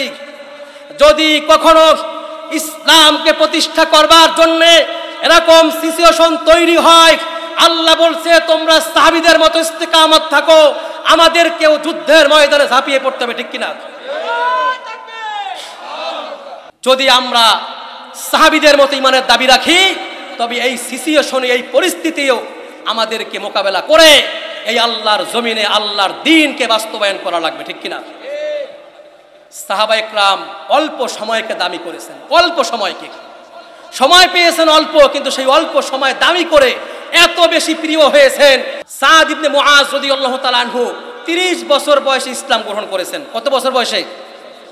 বলেন না, কত বছর বয়সে? 30 বছর বয়সে। ওনার নাম হচ্ছে সাদ ইবনে মুআজ। আগে যেটা বলছি সেটা হচ্ছে সাদ আসওয়াদ আস-সালামি। সাদ বিন মুআজ মাত্র 30 বছর বয়সে ইসলাম গ্রহণ করেছেন। বুখারী শরীফে হাদিস এসেছে 36 বছর বয়সে যুদ্ধের ময়দানে গেছেন, শহীদ হয়েছেন। কত বছর বয়সে? বলেন না চিৎকার দিয়ে, কত বছর? মুসলমান ছিলেন কত বছর? 6 বছর। কত বছর? 6 বছর। 30 বছর ইসলাম গ্রহণ করেছেন, 36 বছরে শহীদ হয়েছেন। মুসলমান ছিলেন 6 বছর। কয় বছর? এই সাদ ইবনে মুআজ যখন শহীদ হয়ে যান, তার জানাজা তৈরি করা হলো, জানাজা হবে। রাসূল করিম সাল্লাল্লাহু আলাইহি ওয়াসাল্লাম সাহাবীদেরকে নিয়ে জানাজার ময়দানে প্রবেশ করলেন। সুবহানাল্লাহ কন্যা। কিন্তু রাসূল পা ফেলতেছেন না, বৃদ্ধা আঙ্গুলে ভর দিয়ে দিয়ে হাঁটতেছেন, সোজা হয়ে বৃদ্ধা আঙ্গুলে ভর দিয়া। সাহাবায়ে কেরাম জিজ্ঞেস করলেন, ওগো আল্লাহর নবী, আপনি যুদ্ধের ময়দানে পায়ের উপরে ভর না করে বৃদ্ধা আঙ্গুলে ভর দিয়ে হাঁটছেন কেন? রাসূল বললেন, আমার এই সাদ ইবনে মুআজের জানাজায় এত বেশি ফেরেশতা অংশগ্রহণ করেছে, আমি মুহাম্মদ সাল্লাল্লাহু আলাইহি ওয়াসাল্লাম পা ফেলার মতো কোনো জায়গা পাচ্ছি না। সুবহানাল্লাহ। কত বছরের মুসলমান বলেন? 6 বছরের। আমি আর আপনি কত বছরের মুসলমান? আমি আর আপনি কত বছরের মুসলমান? যার বয়স 30 বছর সে 30 বছরের মুসলমান, যার বয়স 50 বছর সে 50 বছরের মুসলমান, যার বয়স 60 বছর সে 60 বছরের মুসলমান, যার বয়স 70 বছর সে 70 বছরের মুসলমান। কিন্তু সাদ ইবনে মুআজের 6 বছরের মুসলমানের সামনে আমাদের 100 বছরের ইসলাম একেবারে বিলীন হয়ে যায়, ঠিক কিনা? হাদিসের বর্ণনা এসেছে সাদ ইবনে মুআজের জানাজায় 70,000 ফেরেশতা। কত হাজার? 70,000 ফেরেশতা। রাসূল সাল্লাল্লাহু আলাইহি ওয়াসাল্লাম আরো বলছেন, সাদ ইবনে মুআজের মৃত্যুতে শহীদ হওয়ায় আকাশ কেঁপে গিয়েছে। সুবহানাল্লাহ কন্যা। তাহতাজ্জা আরশুহু, আল্লাহর আরশ পর্যন্ত কেঁপে উঠেছে। এই জন্য আল্লাহ বলছেন, আমিনু কামা আমানান নাস, তোমরা ঈমান আনবে, অবিচল থাকবে। সাহাবায়ে কেরামের জীবনী থেকে শিক্ষা নাও, সাহাবায়ে কেরামের ইতিহাস থেকে শিক্ষা নাও। আমরা যদি সাহাবীদের জীবনীর সাথে শিক্ষা না নেই, ইতিহাস থেকে শিক্ষা না নেই, কখনোই আমাদের ঈমান দিয়ে আমরা নাজাত পেতে পারি? আচ্ছা বলেন তো, এই সাহাবীদের ইতিহাস থেকে যে শিক্ষা নিব, আমরা কি সাহাবীদের জীবনী পড়ি? কখনো পড়ি না। পড়ি? আমাদের স্কুল, কলেজ, ইউনিভার্সিটিতে এই সাহাবীদের জীবনী অনেক পড়ানো হয়। কি বলেন, পড়ানো হয়? আমরা এক সময় 4 খলিফার জীবন ব্যবস্থা পড়েছি কিনা? ওমর ইবনুল খাত্তাবের সাথে বৃদ্ধ মহিলার যে কথোপকথন, এটা বইতে ছিল। 4 খলিফার জীবন ইতিহাস ছিল, শিক্ষামূলক অনেক কিছু ছিল। কিন্তু আমাদেরকে এই ইসলামী ভাবধারার শিক্ষা ব্যবস্থাকে বাতিল করে নাস্তিক মুরতাদ হওয়ার একটা শিক্ষা ব্যবস্থা আমাদের উপরে চাপিয়ে দিয়েছে, ঠিক কিনা? আমাদের উপরে চাপিয়ে দিয়েছে। কারণ এদেশের মানুষ যদি শিক্ষিত হয়ে যায়, তাহলে যারা তথাকথিত বুদ্ধিজীবী তাদের মাথার উপর দিয়ে চলে যাবে, তাদের উপরে চলে যাবে। এদেশের জনগণ যেন শিক্ষিত হতে না পারে। আধুনিক শিক্ষার নামে এমন শিক্ষা ব্যবস্থা দিয়েছে, যে শিক্ষা ব্যবস্থায় আমাদেরকে জানার মতো কোনো ব্যবস্থা রাখে নাই। বিশ্বাস করেন, খ্রিস্টানরা পর্যন্ত বই লিখে সেই বইয়ের প্রথম নামটা মুহাম্মদুর রাসূলুল্লাহ দিয়েছে, ঠিক কিনা? আমাদের বইয়ের মধ্যে আমাদের সন্তানরা পড়বে, সেই বইয়ের মধ্যে মুহাম্মদুর রাসূলুল্লাহর নাম দেওয়া হয় নাই, তার ইতিহাস দেওয়া হয় নাই, সাহাবীদের ইতিহাস দেওয়া হয় নাই, পীর মাশায়েখদের ইতিহাস দেওয়া হয়। আর এটা তো বাস্তব কথা। আমাদের বাংলাদেশ স্বাধীন হওয়ার আগে অনেক মনীষীর ত্যাগ আছে না নাই? হাজী শরীয়তুল্লাহর নাম শুনছেন আপনারা? এক সময় তো ইতিহাস ছিল, সেই ইতিহাস মুছে ফেলা হয়েছে। তিনি তো এদেশের ব্রিটিশ বিরোধী আন্দোলনের নেতৃত্ব দিয়েছেন। অনেক ওলামা একরাম, অনেক বড় বড় আলেম এদেশের স্বাধীনতার যুদ্ধে অংশগ্রহণ করেছেন, নেতৃত্ব দিয়েছেন। মাওলানা আব্দুল হামিদ খান বাসানী নাম শুনছেন আপনারা? সে তার ইতিহাস মুছে ফেলা হয়েছে। আপনারা আরো জানবেন, মাওলানা আব্দুর রশিদ তর্কবাগীশ ইতিহাস থেকে নিবেন, গুগলে সার্চ দিয়ে খুঁজবেন। মাওলানা আব্দুর রশিদ তর্কবাগীশ অনেক বড় নেতা ছিলেন, তিনি একজন মাওলানা ছিলেন। শুধুমাত্র মাওলানা হওয়ার কারণে তার ইতিহাস আমাদেরকে শিক্ষা দেওয়া হয় নাই। মাওলানা আতাহার আলী খান নাম জানবেন আপনারা? 6 দফা যে ঘোষণা করা হয়েছিল, 4 জন ব্যক্তি ছিলেন, তার মধ্যে অন্যতম ছিলেন মাওলানা আতাহার আলী খান। আজকে আমাদের বইয়ের ইতিহাসে সেই মাওলানা আতাহার আলী খানের নাম মুছে ফেলা হয়েছে। এ জাতিকে একটা অন্ধকার জাতিতে পরিণত করতে চেয়েছিল। আল্লাহর শুকরিয়া, আল্লাহ তাআলা সে অবস্থা থেকে আমাদেরকে মুক্তি দিয়েছেন, আলহামদুলিল্লাহ। সম্মানিত মুসল্লিয়ানে কেরাম, যে কথা বলতেছিলাম, আমাদের চোখ কান খোলা রাখতে হবে। আমাদের সন্তানকে আমরা কখনো নাস্তিক্যবাদী শিক্ষা ব্যবস্থায় শিক্ষিত করতে চাই না, চাই কি? আমার সাথে আপনারা কি একমত? আমাদের সন্তানকে আমরা রাসূলুল্লাহর জীবনী পড়াতে চাই। আমাদের সন্তানরা জজ, ব্যারিস্টার, ইঞ্জিনিয়ার, ডাক্তার, প্রফেসর সব হবে, কিন্তু আমাদের সন্তানদের সাহাবীদের ইতিহাস জানতে হবে, ঠিক কিনা? আপনারা যখন আরবে দেশে যাবেন, অনেক দেশে ভ্রমণের সুযোগ হয়েছে। আজকে যার ইসালে সওয়াবের মাহফিল, আল্লামা রুহুল আমিন রহমাতুল্লাহি আলাই, আমি একাধিকবার ওনার কবর জিয়ারত করেছি। গত বছর ভারতে আমি আলহামদুলিল্লাহ 40টার উপরে প্রোগ্রাম করেছি। বসিরহাটে একাধিকবার গিয়েছি, ওনার মাকবারা জিয়ারত করেছি। বিভিন্ন দেশে, আরব আমিরাত, সৌদি, কাতার, বিভিন্ন দেশে আল্লাহ যাওয়ার সুযোগ করেছেন। সৌদিতে যখন আপনি যাবেন, আরব দেশে যাবেন, দেখবেন তারা ইসলাম সম্পর্কে ছোট ছোট বাচ্চারা কত সুন্দর আবৃত্তি করে। মসজিদে নববীতে ছোট ছোট বাচ্চা দৌড়াদৌড়ি করে, ওদেরকে জিজ্ঞেস করবেন, দেখবেন ইসলামের ইতিহাস সব তাদের জানা আছে। পাকিস্তানি বাচ্চা ছোট ছোট, জিজ্ঞেস করবেন, তারা বলবে। কিন্তু আমাদের সন্তানদেরকে শিক্ষা দেওয়া হয় না, আমাদের সন্তানদের শিক্ষা দেয়। অথচ ইসলামের দিক থেকে বাংলাদেশের জমিন অনেক বেশি উর্বর। এদেশে ইসলামের বিরুদ্ধাচরণ করে আজ পর্যন্ত কোনো নাস্তিক মুরতাদ টিকতে পারে? কিয়ামত পর্যন্ত পারবে না ইনশাআল্লাহ। আমি গত কয়েকদিন আগে ঢাকা বিমানবন্দরে ফ্লাইট থেকে নামার পরে বিমানের হেডকোয়ার্টার্স, সেখানে ফজরের নামাজ পড়েছি। আমি বিমান হেডকোয়ার্টার্সে ফজরের নামাজ পড়তে যাওয়ার পরে অবাস্তব জিনিস দেখলাম। আমি দেখলাম সেখানে মসজিদ, যে বড় মসজিদ, কেন্দ্রীয় মসজিদ, বিমান বাহিনী সদর দপ্তরে, সেই বড় মসজিদের নিচতলায় প্রায় 17টা কাতার। তার মধ্য থেকে ফজরের নামাজে, যেখানে বাহিরের লোক নামাজ পড়তে পারে না, সেখানে 5 কাতার মুসল্লি হয়ে গেছে। সুবহানাল্লাহ, 5 কাতার মুসল্লি, সবাই বিমান বাহিনী, স্কোয়াড্রন লিডার, অত বিমান অফিসার, এরাই হবে। আমি ক্যান্টনমেন্টে নামাজ পড়েছি, সেখানে দেখেছি ক্যান্টনমেন্টের মধ্যেও জুমার দিন মসজিদে নামাজ পড়ার মতো জায়গা খুঁজে পাওয়া যায় না। যে দেশে সেনাবাহিনী 5 ওয়াক্ত নামাজ পড়ে, যে দেশে বিমান বাহিনী 5 ওয়াক্ত নামাজ পড়ে, সেই দেশে ষড়যন্ত্র যতই করুক, ইসলাম নিয়ে কেউ সিনেমিনে খেলতে পারবে? আপনারা এবারে দেখেছেন সেনাবাহিনী সর্বপ্রথম যে নামটা বলেছে, ইসলামী দলের নাম বলছে কিনা? বলছে। আমাদের ভবিষ্যৎ অনেক ভালো, কিন্তু আমাদেরকে সেটা আদায় করে নিতে হবে, ঠিক কিনা? এই জন্য সাহাবীদের ইতিহাস পড়তে হবে। আমি আপনাদেরকে শেষের দিকে নিয়ে যাচ্ছি। হাদিস এসেছে, এ পর্যন্ত যত কথা বলেছি প্রত্যেকটা ঘটনা হাদিস থেকে বলেছি আপনাদেরকে, নিজের থেকে একটা কথা বানাই বলি নাই। আমি আপনাদেরকে আবার বলছি, শোনেন কি পরিমাণ ঈমান মজবুত লাগবে। একজন সাহাবী, নাম হচ্ছে আব্দুল্লাহ ইবনে হুযায়ফা। নাম বলেন, নাম কি? হুযায়ফা। আমি আপনাদেরকে নামগুলো এই জন্য বলাচ্ছি যাতে করে আপনারা এই নামগুলো মুখস্থ করতে পারেন। নাম কি বলেন? আব্দুল্লাহ ইবনে হুযায়ফা একজন বিশিষ্ট সাহাবী। এই আব্দুল্লাহ ইবনে হুযায়ফা, উনি ওমর ইবনুল খাত্তাব রাদিয়াল্লাহু তাআলা আনহুর শাসন আমলে রোমের সম্রাট ছিল হিরাকল। নাম কি? রোম সম্রাট হেরাকল। বুখারী শরীফের হাদিসের মধ্যে এই হেরাকলের নাম এসেছে, দীর্ঘ লম্বা হাদিস। ইংলিশে বলে হিরাক্লিয়াস। এই হিরাক্লিয়াস রোম সম্রাট। তৎকালীন সময়ে দুইটা দেশ সব থেকে সুপার পাওয়ার ছিল, এক হচ্ছে রোম আর একটা হচ্ছে পারস্য। এই রোম সম্রাট হিরাক্লিয়াসের কাছে তার কাছের লোকগুলো তারা গিয়ে রোম সম্রাটকে বলছে, আরবের নবী মুহাম্মদ নামে একজন নবী আছে, সেই মুহাম্মাদের কিছু সাহাবী আছে। কি আছে? আরে চিৎকার দিয়ে বলেন না, কি আছে? সাহাবী আছে।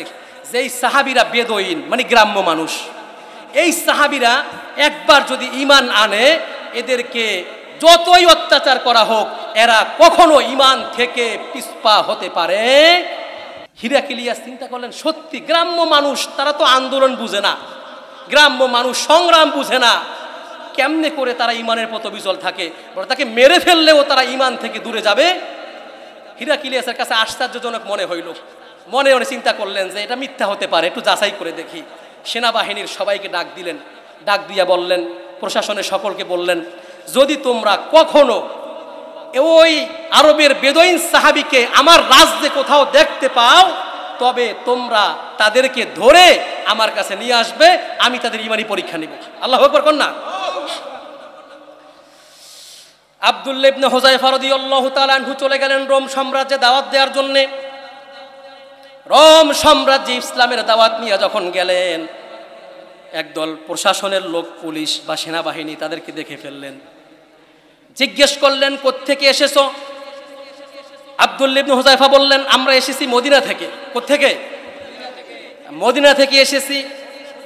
জিজ্ঞেস করলেন, কেন এসেছো? আব্দুল্লাহ ইবনে হুযায়ফা বললেন, আমরা এসেছি ইসলামের দাওয়াত দেওয়ার জন্য। এক আল্লাহর জমিনে এক আল্লাহর বিধান চলবে, এই কথা বলার জন্য, আল্লাহর জমিনে আল্লাহর বিধানকে কায়েম করার জন্য এসেছি। আব্দুল্লাহ ইবনে হুযায়ফার কথা শুনে ওই প্রশাসনের সমস্ত লেভেলের লোকেরা এই আব্দুল্লাহ ইবনে হুযায়ফা তার সঙ্গী সাথীদেরকে একত্রিত করে ধরে নিয়ে গেলেন রোম সম্রাটের কাছে। রোম সম্রাট তার দরবারের ভিতরে বসা, তার পাশে উজির নাজির এমপি মন্ত্রী সব তার পাশ দিয়ে বসা দরবার হল।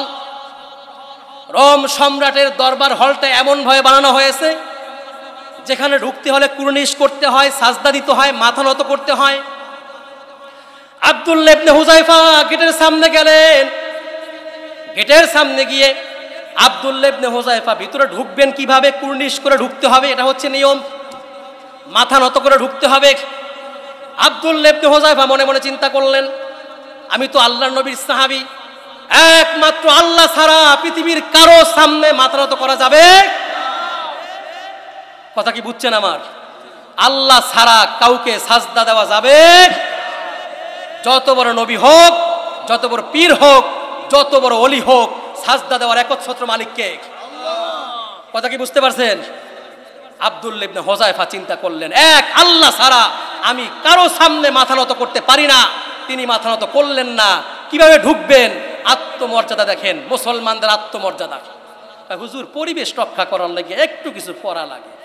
আরে রোম সম্রাটের দরবার হলের পরিবেশ থেকে কি আমার আপনার পরিবেশ খারাপ? আরো সেখানে সেই পরিবেশেও মুসলমানরা আত্মমর্যাদা কখনো বিলীন করে দেন নাই। আত্মমর্যাদা শিখতে হলে সাহাবীদের কাছ থেকে শিখতে হবে। আমাদেরকে বলা হয় 1400 বছর পিছনে চলে যায়, অন্ধকার যুগে চলে যায়। আরে সাহাবা একরামের যুগ ছিল সোনালী যুগ, ঠিক কিনা? যত সামনে যাচ্ছে তত অন্ধকারে যাচ্ছে, যত পিছনে ছিল তত আলো ছিল, ঠিক কিনা? আব্দুল্লাহ ইবনে হুযায়ফা দাঁড়ায় গেলেন, কিভাবে ঢুকবেন? হঠাৎ মাথার মধ্যে বুদ্ধি চলে এলো। তিনি পা দুটাকে ঢুকাইয়া দিলে চিত হয়ে এরপর ঢুকছেন। আল্লাহু আকবার কন্যা। কার সামনে ঢুকছেন বলেন? আরে চিৎকার দিয়ে বলেন না, কার সামনে? আমরা তো একজন চেয়ারম্যানের সামনে গেলে থরথর করে কাঁপি। মেম্বারের জোরে কথা বলা যায় না, মেয়র তো দূরের কথা, মেয়রের সামনে তো যাওয়াই যায় না, এমপির পর্যন্ত সংবাদ পৌঁছানো যায় না। আর আব্দুল্লাহ ইবনে হুযায়ফা একজন বেদুইন সাহাবী, গ্রাম্য সাহাবী, রোম সম্রাট, তৎকালীন সময়ের সুপার পাওয়ার, তার সামনে গিয়ে তার দরবার ঘরে ঢুকার সময় পা আগে ঢুকাইয়া দিয়েছেন। এটা হচ্ছে মুসলমানদের আত্মমর্যাদা, ঠিক কিনা? আব্দুল্লাহ ইবনে হুযায়ফা ঢুকলেন। এই দৃশ্য যখন রোম সম্রাটের ভাই দেখলেন, নেতার থেকে চামচার ওজন বেশি হয়ে যায়, ঠিক কিনা? এখনো আছে।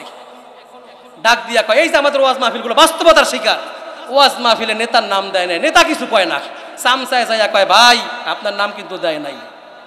কি কয়? ভাই আপনার নাম কিন্তু। আচ্ছা, ওয়াজ মাহফিলে নেতার নাম দেওয়া কেন লাগবে বলেন? আমি আপনাদের প্রস্তাব করি, আমার বাড়ি তো এখানে, আমি এই এলাকার সন্তান, সেই হিসেবে বলছি, আওয়ামী লীগের কোনো মিটিং মিছিলে কোনো সমাবেশে আমাদের মতো আলেমদেরকে দাওয়াত দিছে?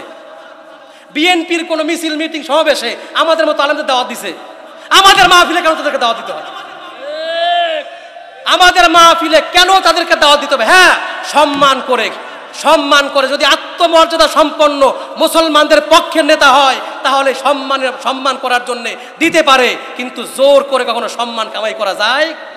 ইতোপূর্বে আমাদের বাংলাদেশে না, আমাদের অঞ্চলে অনেক মাহফিল বন্ধ হয়ে গিয়েছে শুধুমাত্র নেতার নাম না দেওয়ার কারণে, ঠিক কিনা? আমি আপনাদেরকে বলছি, আমাদের অত্র অঞ্চল খুব সুন্দরভাবে আলহামদুলিল্লাহ চলতেছে।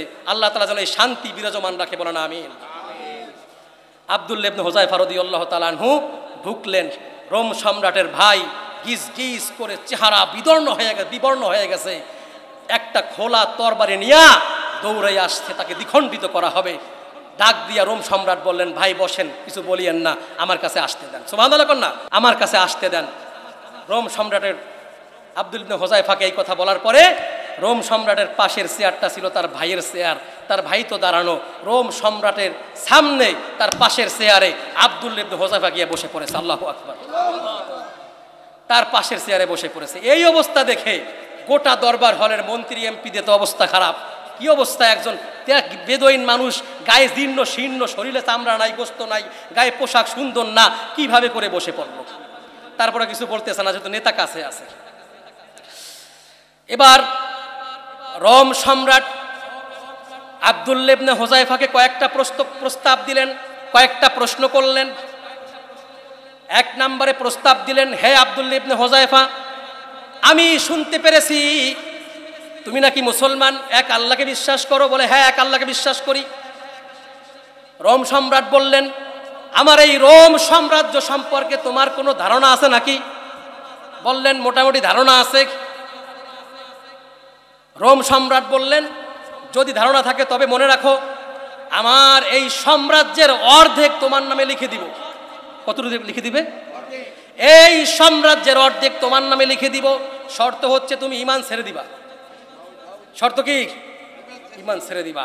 আব্দুল্লাহ ইবনে হুযায়ফা মুখের উপরে বলে দিয়েছে, আমি তোমার সাম্রাজ্যের অর্ধেক আমার দরকার নেই, আমি ঈমান ছাড়তে রাজি, ঈমান ছাড়তে রাজি নাই।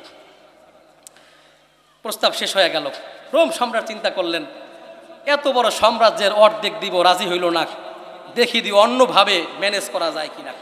ডাক দিয়া বললেন, হে আব্দুল্লাহ ইবনে হুযায়ফা, শোনো, নরম হয়ে গেছেন, শোনো, বুঝাইতেছেন, এবার শোনো, আমার একটা মেয়ে আছে, এত বেশি সুন্দরী রমণী কুমারী, গোটা রোম সাম্রাজ্যের মধ্যে আমার মেয়ের থেকে বেশি সুন্দরী কোনো মেয়ে নাই।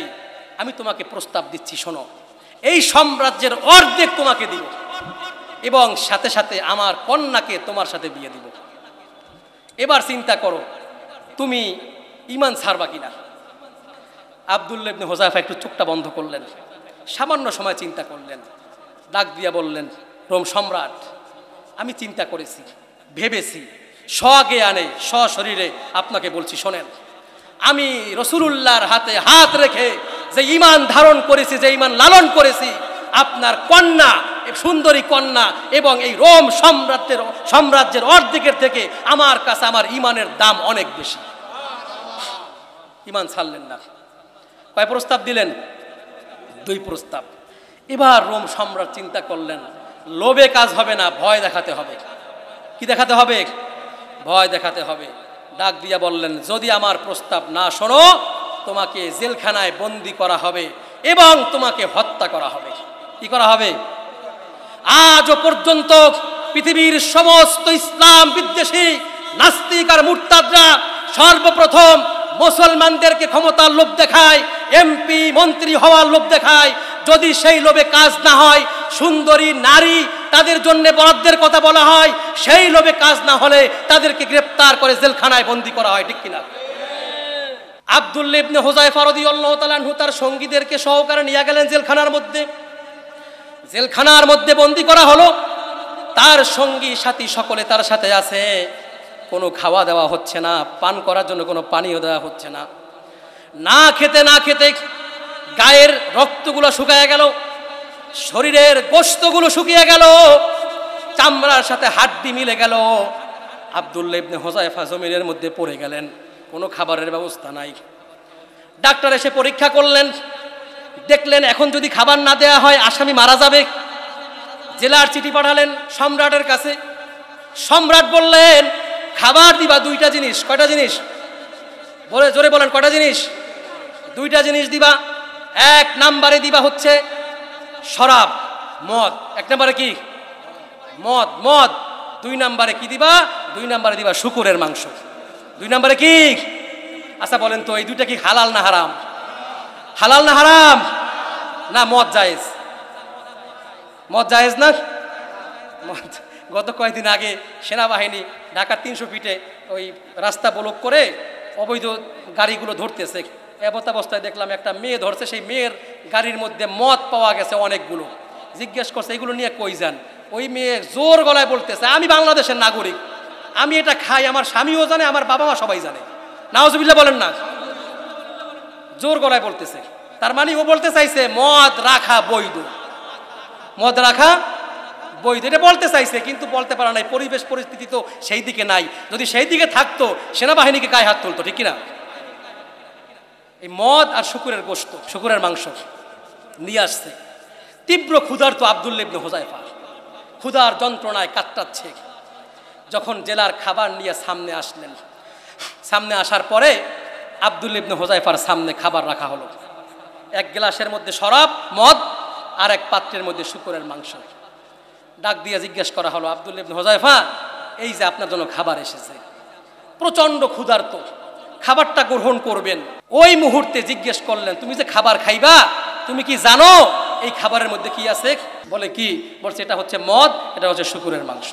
বলার সঙ্গে সঙ্গে আব্দুল্লাহ ইবনে হুযায়ফার গায়ে যত শক্তি ছিল, কিচ্ছু তো শক্তি নাই গায়ে, তার মধ্য থেকে সমস্ত শক্তিকে একত্রিত করে একটু সোজা হয়ে দাঁড়ায়া লাথি দিয়ে সেই খাবারকে ফেলে দিয়েছে। আল্লাহু আকবার বল না।